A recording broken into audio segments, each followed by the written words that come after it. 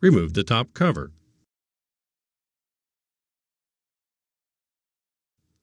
Remove the air baffle. To remove a processor and heatsink module, you'll need a Torx T30 screwdriver. Fully loosen the numbered captive fasteners on a processor heatsink module in the removal sequence shown on the heatsink label.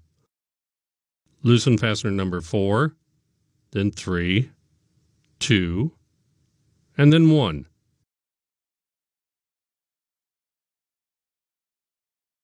Carefully lift the processor heatsink module straight up from the processor socket.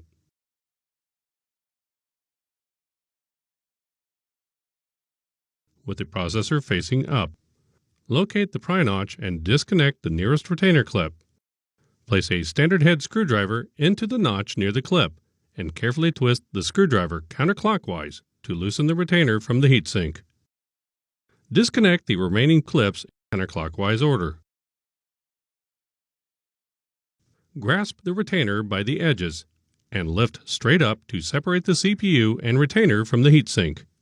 Leave the CPU in the retainer and place it in the appropriate electrostatic protective packaging.